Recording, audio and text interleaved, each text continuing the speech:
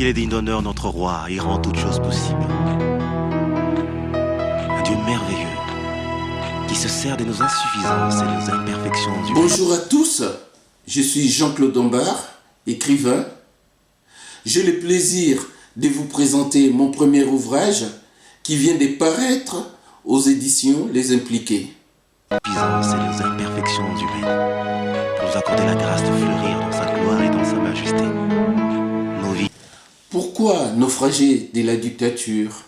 J'ai constaté depuis des décennies, le peuple congolais n'a pas connu d'autre horizon, si ce n'est la guerre, la transhumance, la souffrance, la misère, la désolation et le pleur. Nos vies d'échecs deviennent des vies de témoignage à cause de sa main puissante, oh Dieu. Il relève. Ma réflexion est de trouver les raisons qui ont conduit les pays à ces désastres. Les vrais problèmes, c'est ces fléaux récurrents qui est la dictature, régentée par ses dirigeants véreux, Mobutu et Kabila, qui ne pensaient qu'à satisfaire leurs ambitions au lieu de servir les pays. C'est-à-dire les 32 ans de Mobutu qui a plombé les pays dans ces chaos. Malheureusement, la suite que le peuple pensait glorieux n'est qu'une illusion. Prenons l'exemple de Mobutu. Il n'a rien fait. En 32 ans de pouvoir, il n'avait jamais des programmes, des vrais programmes, des programmes réels économiques. En 1973, par exemple, il sort une loi pittoresque, la zaïrianisation, c'est-à-dire la récupération des biens des investisseurs étrangers. Ces pauvres types qui venaient de l'Europe, de l'Occident, de partout, qui venaient investir au Congo pour donner l'impulsion au peuple congolais, à son économie. Il confisqua leurs biens pour donner au peuple congolais, précisément à sa famille. Les résultats est là. Un désastre pour l'économie congolaise. Le pouvoir de Mobutu s'était basé sur la terreur. Le culte de la présence de Mobutu, c'était l'extravagance. Mobutu s'est assis sur cette dictature qui a terrorisé son peuple. Il y a eu de nombreux morts. Il y a eu des atrocités commises dans cette partie du monde, que le monde est resté inerte sans rien faire. Mais Mobutu n'a pas fait que cela. Par exemple, les femmes de ses ministres, Mobutu se servait de ces femmes-là comme c'était... Ils rentraient chez eux comme dans l'harem, qui pouvaient se servir comme ils voulaient. C'est exactement ce qu'il faisait avec son peuple, les terroriser pour asseoir son autorité. Par contre, Kabila, lui, il a fait fort. Il s'est embourbé dans l'amateurisme inégalable. Son programme n'avait aucun sens. La récupération des biens mal acquis. Il a confisqué les biens du peuple. Tous ces hommes d'affaires qui ont morflé toute leur vie pour dynamiser l'économie du pays sans examiner leurs problèmes, il les a jetés en prison. Le plus absurde de son programme, c'est la chasse aux sorciers, ces enfants de la rue. Les enfants qu'il a utilisés pour son armée, les enfants qui les a enrôlés des forces dans son armée et ses enfants qu'il a considérés qui sont à l'origine du malheur du peuple. Ses propres enfants, les enfants du pays, ils sont devenus des machines à tuer, commettant des exactions, violant les femmes, leurs propres mamans. Je pense que les Congolais ne peuvent pas rester indifférents suite à ces atrocités commises par leurs propres fils, commandités par ces bourreaux qui sont ces dirigeants, ces dictateurs.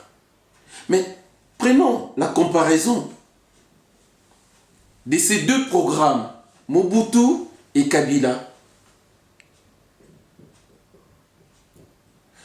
Nous constatons que les deux programmes n'étaient que pour l'appauvrissement du peuple congolais, la malnutrition continue. La souffrance atteignant un pic, un sommet inégalable. Les Congolais ne trouvent plus d'autres solutions pour s'en sortir de cette misère. La seule solution est de sortir de ces pays. S'exiler ailleurs, c'est déshonorer dans tous les pays, puisqu'ils seront obligés d'accepter n'importe quel travail pour une somme maudite. Ça ne lui ressemble pas, le peuple congolais. Ces enfants de la rue, croyant trouver le refuge dans d'autres pays, dans d'autres cieux, pourchassés par son propre peuple, l'armée congolaise qui chasse atrocement ces enfants, qui les mutile, et eux, croyant trouver refuge en Occident, prenant des bateaux, des navires, des avions dans des conditions inhumaines. Ils échouent tout le temps à Lampedusa, aux îles Canaries et dans d'autres mondes. Ces enfants-là n'arriveront pas à destination. Et la misère continue pour ce peuple qui pense à pleurer ses enfants. La misère continue pour ces peuples qui ne trouvera pas du réconfort ailleurs. Tous ceux qui sont affaiblis, il donne encore un espoir nouveau, un élan nouveau à tous ceux qui ont arrêté de croire encore à l'avenir glorieux. Il rassemble les cœurs. Étant que Congolais, fils du pays, je ne peux pas rester indifférent par rapport à la misère et à la souffrance de mon peuple. J'étais révolté. Lors de mon voyage en 1999, c'était juste l'entrée du Kabila, père. J'ai vu devant mes yeux l'horreur que ça représentait. J'ai vu devant mes yeux les enfants qui étaient maltraités. J'ai entendu et j'ai vu les images qui venaient de loin et de près, des viols des femmes. J'ai vu la famine des parents qui n'avaient rien à manger, rien à se mettre sous la dent. Du matin au soir, ces parents qui pleuraient, qui n'arrivaient pas à satisfaire leurs enfants, et ces enfants mouraient devant leurs yeux. Je l'ai vu de mes propres yeux. Je ne pouvais pas rester indifférent, insensible à cette souffrance. Ma façon d'agir et de publier devant le monde devant tout le monde. Je ne peux pas rester inactif par rapport à cette souffrance. Je suis congolais. Bien que je suis loin, mais mon cœur reste toujours congolais. Quand une partie de moi souffre, c'est tout mon corps qui est malade. Alors, je ne peux pas être indifférent à cette souffrance. Il me faut agir. Tout ce qu'il faut pour que notre joie soit parfaite. Voilà pourquoi il a dit, demandez afin que votre joie soit parfaite. C'est encore La souffrance, ces mots que j'utilise tout le temps, ça m'a écœuré, ça m'a révolté. Lors de mon dernier voyage au pays, tout ce que j'avais vécu, tout ce que j'ai vu, je ne pouvais pas être indifférent à cette souffrance. Ma manière à moi de l'exprimer, c'était par les écrits. Parce que je voulais apporter l'édifice à ces pays, à ce peuple qui souffre.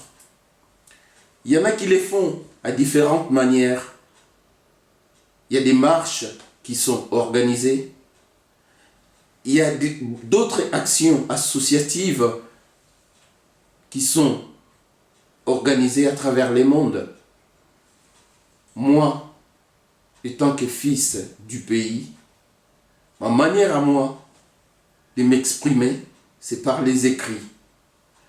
Je pense les générations futures, ils vont connaître l'histoire de ces pays. Ils vont lire ces bouquins, ils vont lire ces livres. Si je ne le fais pas, personne ne les fera à ma place. Alors, l'opportunité qui m'est accordée, je le saisis pour m'exprimer. Voilà les raisons qui m'ont poussé à faire ces livres. La souffrance du peuple congolais est ignorée du grand public. Son image par rapport à ce qu'il vit est écornée. même pour ce pays de voir toutes choses relevées, car il est rebâti sur d'anciennes ruines. Tout est possible. C'est encore possible. Je souhaite, à travers cet ouvrage, que les lecteurs prennent conscience de ces mal, qu'ils vivent son quotidien, qu'ils connaissent ces grands peuples afin de l'aider à sortir de cette situation calamiteuse qui ne lui ressemble pas. C'est encore possible de vivre la gloire passée. Mon mot de la fin, j'invite tout le peuple, en particulier des peuples congolais, de s'investir au maximum face à ces atrocités, parce que le Congo a besoin de vous, et que sans vous, il ne pourra pas s'en sortir. Je vous remercie de m'avoir suivi, et reste ouvert à toute proposition pour l'avancement de ces grands pays, et reste aussi joignable par email qui s'affiche en bas de cet écran. De reprendre force, évidant la main cachée. C'est possible de voir fleurir l'amour cassé et voir les blessures de nos cœurs séchés. C'est encore possible.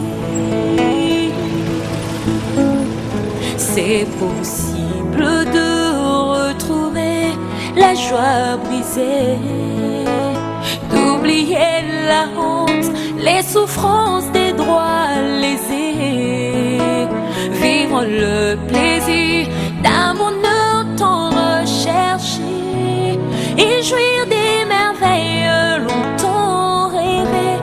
C'est encore possible. C'est encore possible de tout refaire et de voir venir des beaux jours pleins de gloire, d'écrire une soir.